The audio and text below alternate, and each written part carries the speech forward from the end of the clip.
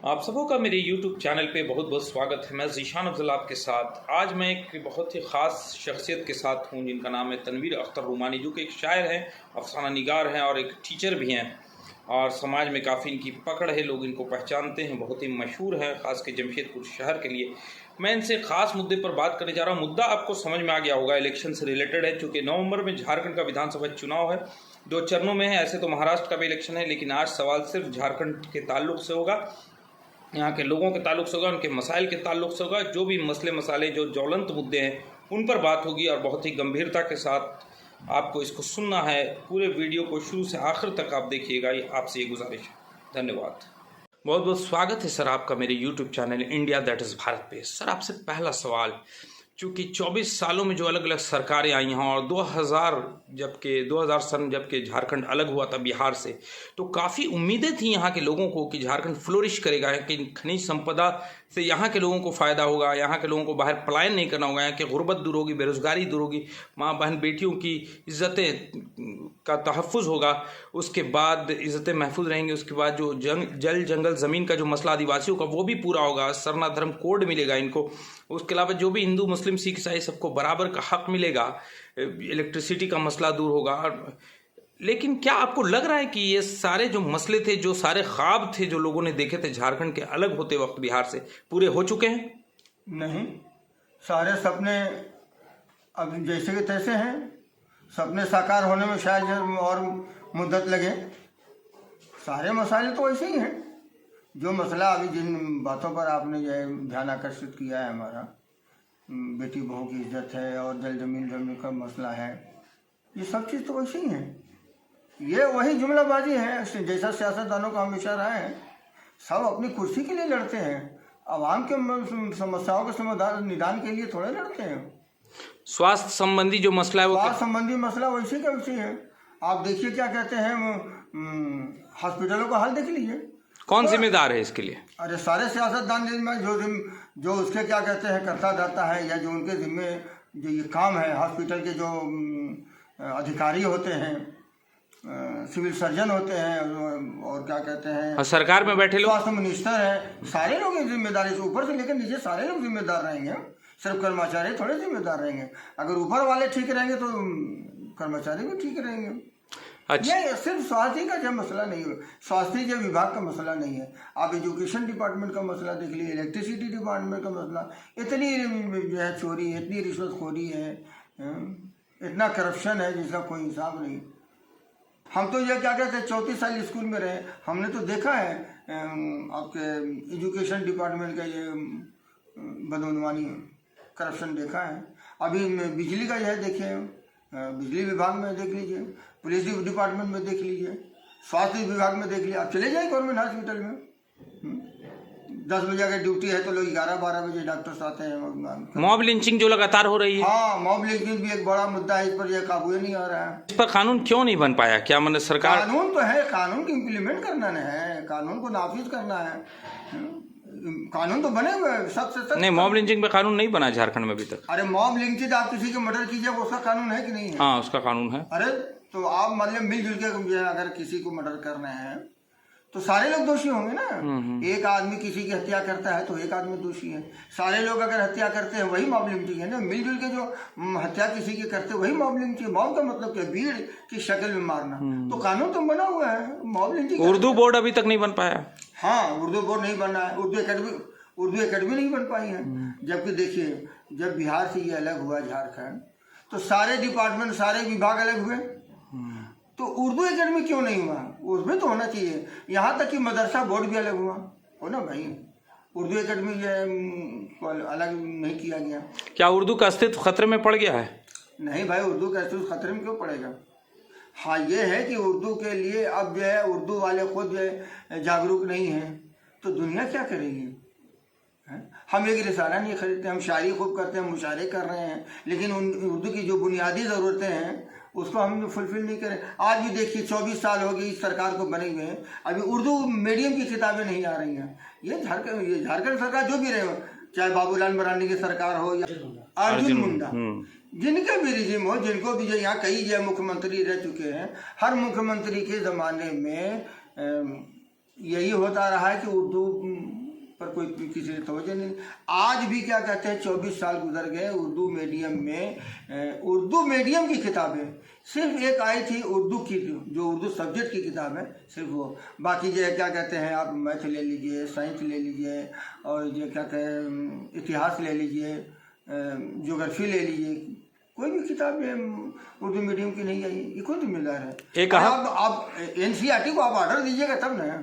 एक अहम सवाल आपसे कि ये जो अभी आपको क्या लगता है कि जो सरकार है अभी इसको बदलना चाहिए, कोई किसी नए चेहरे को आना चाहिए जमशेदपुर पश्चिम से, या फिर झारखंड में किसी नई सरकार को आना चाहिए? देखिए सरकार तो जो है नई सरकार आगे क्या करेंगे, हम तो दो सरकार को कम से कम देख चुके हैं ना भाई, हैं। अभी जो जब झारखंड का अलगाव हुआ तो सबसे पहले जो है भाजपा की सरकार थी, है ना। उसके बाद क्या कहते हैं GMM की सरकार आई, फिर GMM कांग्रेस के साथ मिलकर सरकार बनाई।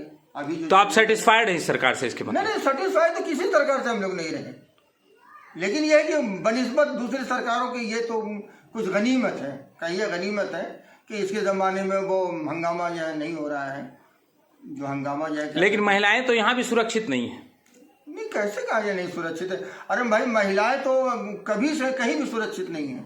यही झारखंड की क्या बात कर रहे हैं, दिल्ली में है जहाँ एक फॉरेनर जो आई थी दुमका घूमने के लिए, दुमका के पास वहां पर उसके साथ गलत हुआ है। इससे पहले यूपी और दिल्ली में भी जो फॉरेनर्स के साथ होता है, महाराष्ट्र नहीं तो हम तो झारखंड में रहते, झारखंड की बात करेंगे ना भाई। देखिए हर जगह जो है बैड एलिमेंट तो हर जगह ना मेरे भाई, तो सरकार उसको कंट्रोल करने में नाकाम क्यों, ये पूछ रहे हैं। आप देखिए सरकार यानी घर घर जो है पुलिस नहीं बिठाएगी, कहीं भी ये क्या कहते हैं कि महिला आई थी बाहर में, वही महिला क्या हमारे झारखंड की महिलाओं को जो क्या कहते हैं बलात्कार नहीं हो रहा, उनके साथ उनका शोषण नहीं हो रहा।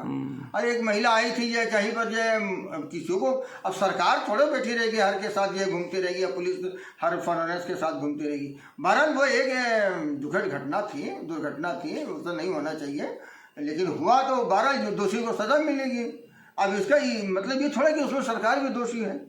सरकार कैसे दोषी है भाई? सरकार क्या सबको अनुमति दे रखा है क्या कि फॉरेनर्स आए और विदेश से जो लगाए महिलाएं तो उनके साथ गलत नहीं तो कानून सख्त रहेगा, सजा देंगे तब ना। सजा तो देते नहीं, जो बलात्कारियों को आप जेल में डाल के छोड़ देते हैं। सजा का देखिए, सजा का एक प्रावधान है ना, एक प्रोसेस है। ऐसा थोड़े है कि वो पकड़ाया और उसको जेल में तो डाल सकते हैं। कानून है ना भाई, चलेगा, उसके खिलाफ FIR होगा, उसके क्या कहते हैं खिलाफ ये मुकदमा दर्ज होगा, है अदालत में ये क्या कहते हैं हियरिंग होगी, सुनवाई होगी, तो उसके बाद में सजा होगी। एक और अहम सवाल आपसे, क्या हिंदू खतरे में है जैसा लोग आजकल हल्ला कर रहे हैं? क्यों हिंदू खतरे में है? कौन किससे खतरा है हिंदू को? पहले ही बताया जाए, हिंदुओं को किससे खतरा है? मुसलमानों से। क्या किया मुसलमान? बताए कोई एक बात बताइए कि मुसलमानों ने उनके घरों में घुसकर वो हरा झंडा लगा दिया, या उनके घरों के सामने जो नगाड़ा बजा रहे हैं मुहर्रम में, या उनके घरों में क्या कहते हैं नारे तकबीर अल्लाह अकबर के नारा लगा रहे हैं भीड़ लगा के, या उनके मंदिरों में घुस के क्या कहते हैं उनकी मूर्तियों को तोड़ फोड़ कर रहे हैं। ये काम तो खुद वो कर रहे हैं। हम कहें हमें खतरा है, लेकिन हमने तो कभी नहीं कहा कि हमको हिंदुओं से खतरा है। अच्छा, इस खतरे की बात क्या कहते हैं चंद लोग कर रहे हैं। पूरी कम्युनिटी को दोष देना सही नहीं है। देखिए आज भी चंद लोग हैं जो ये नफरत फैला रहे हैं, चंद लोग हैं। ये हमको लगता है 1-2% पूरे हिंदुस्तान में हो। क्या चुनाव की वजह से ऐसा फैला रहे हैं लोग नफरत? नहीं, वो तो हमेशा थे। अभी आज चुनाव है झारखंड का या महाराष्ट्र का चुनाव, झारखंड का चुनाव तो अब जो है क्या कहते हैं ऐलान हुआ है ना भाई, कितना हफ्ता 13 नवंबर को और 20 नवंबर को 2 चरणों में ऐलान तो हुआ। अभी आचार संहिता चंद दिन पहले 8-10 दिन पहले लगा है। लेकिन हिंदू खतरे में है तो ये जो मरकज में जो सरकार है, केंद्र में जो सरकार आई है, तब से हिंदू खतरे का नारा लगाया जा रहा है। और खाली झारखंड में तो नहीं लगाया जा रहा हिंदू खतरे में, वो तो पूरे हिंदुस्तान में लगाया जा रहा है, पूरे हिंदुस्तान में लगाया जा रहा है। ये अफवाह फैलाई जा रही है हिंदू खतरे में, लेकिन ये पता नहीं क्या बताया जा रहा है कि किससे खतरा है भाई, किस बात का खतरा है और क्यों खतरा है, वो उसके कारण बताइए। खतरे में क्या महसूस किया कि जिससे आप कह रहे हैं खतरा है? कितने मुसलमानों ने मंदिर तोड़े हैं बताइए, कितने घरों को जो बुलडोज किया है, या कितने घरों में घुस के जो बहन बेटियों के साथ बलात्कार किया है? क्या इस बात का खतरा है भाई? आपकी कोई किताब जलाई गई, आपके ये क्या कहते हैं जो पूर्वज हैं, जो ऋषि मुनि हैं, या जो देवी देवता हैं, उनके खिलाफ मुसलमानों ने कभी गलत बात कही? बोलिए, कोई कमेंट पास किया जिस तरह ये लोग करते हैं? हम भी हाल में देखिए पैगम्बर मोहम्मद सल्लल्लाहु अलैहि वसल्लम को यतीनन सिन्हा, उसने ये कमेंट पास किया ना भाई, कितना हंगामा। और वक्तन फवक्तन ये क्या कहते हैं लोग, करते रहते हैं। ये जो कट्टर हिंदू किस्म के हिंदू हैं वो करते रहते हैं पैगम्बर मोहम्मद के ख़िलाफ़, इस्लाम के ख़िलाफ़, कुरान के ख़िलाफ़, यहाँ के मुसलमानों के ख़िलाफ़। ऐसे ही क्या मुसलमान भी करते हैं? कोई बताइए, इतिहास बताइए ना भाई। कोई एक तो मेरे न्यूज़ तो आते हैं, न्यूज़ तो आते रहती है ना, बताइए हमको कौन खतरे में है। ये सब कहने के बाद है। देखिए आज भी जो है 95-96% हिंदू जो है बहुत अच्छे हैं, जो मुसलमानों के साथ मिलजुल के साथ रहना चाहते हैं। ये 2-4% कुछ दिनों की बात है, सब सियासी चालें होती हैं, समझाने इतनी नफरत फैला दी गई है। लोग ये सिर्फ यह जानते हैं कि हमारी कुर्सी बची रहे, इसी के लिए, वरना हिंदू खतरे में नहीं है। 800 साल ये क्या कहते हैं यहाँ मुगलों ने हुकूमत की। अगर वही वाकई में वो ख़तरनाक किस्म को होते हैं तो यहाँ इतने जो इमारतें बनवाई हैं या उसको दिया है हिंदुस्तान को, भारत को एक निज़ाम दिया, एक सिस्टम दिया, तो एक भी हिंदू नहीं बचता है ना भाई। पूरे हिंदुस्तान में बड़ी हुकूमत थी, पूरी दुनिया की सबसे बड़ी हुकूमत उस ज़माने में मुगलों की, जहाँ 800 साल उन लोगों ने हुकूमत की। अगर वो लोग वाकई खतरनाक रहते जिनसे खतरा हिंदुओं को रहता तब से, तो एक भी हिंदू नहीं बचता। एक आखिरी सवाल, नशा का प्रकोप बढ़ता जा रहा है और नौजवान पीढ़ी जा रही है, ये कहीं ना कहीं सरकार को इसमें दोषी मानते हैं कि नहीं? क्योंकि ड्रग सप्लाई हो रहा है तो ड्रग देखिए, बगैर लोकल पुलिस की मदद के ये ड्रग का कारोबार नहीं पनप सकता है। पुलिस को सारी चीज़ें मालूम रहती है और कहाँ से ड्रग सप्लाई हो रहा नहीं मालूम है। शराब के ये नाजायज अड्डे कहाँ नहीं मालूम है। जुआ कहाँ होता है नहीं मालूम है। मुसलमानों के घरों में क्या पकड़ आई तो मालूम हो जाता है। और ये ड्रग का सप्लाई कहाँ से हो रहा है, कौन जो है क्या जैसे कारोबार करें नहीं मालूम होगा, सब मालूम है। ये सब ये पब्लिक की जो गलती नहीं है, पब्लिक की बेचारी क्या करेगी। हमारे कोई एक शरीफ आदमी अगर जाए लोगों को समझाने के लिए, इसके खिलाफ कोई कदम उठाएगा तो उसकी तो जान के खतरे में पड़ जाएंगे, जान के लाले पड़ जाएंगे, उसका जान खतरे में पड़ जाएगा। ये सरासर सरकार की जिम्मेदारी है, यहाँ के लोकल क्या नाम है, इंतज़ामिया की जिम्मेदारी है, पुलिस की जिम्मेदारी है। ये बहुत ज़रूरी है। आप समझ लीजिए अभी जो लोग मुतमईन बैठे हुए सरकार में और क्या कहते हैं ये लोकल प्रबंधन में जो है, एडमिनिस्ट्रेशन में है, कल को उनके बच्चे अगर इसके शिकार हो गए तो वो खुद रहेंगे। अभी बहुत बुरी स्थिति है। यही नहीं कि फिल्म जो क्या कहते हैं किसी खास कम्युनिटी में, इस सब कम्युनिटी में बेतहासा जो है नशा हो रहा है और हर तरह का नशा हो रहा है। शराब और सिगरेट और गुटखा तो बहुत आम हो गया।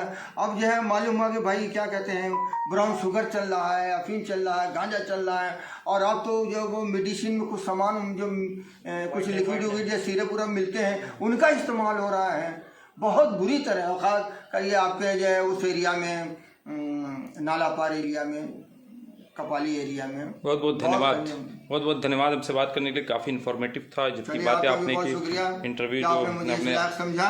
और आप लोगों से गुजारिश है कि शुरू से आखिर तक इस वीडियो को देखें और कैसा लगा कमेंट बॉक्स में ज़रूर बताएं हमको। धन्यवाद। मेरे यूट्यूब चैनल को ज़्यादा लाइक करें, सब्सक्राइब करें और बेल आइकन के बटन को दबाना ना भूलें। आदाब, धन्यवाद, जय हिंद।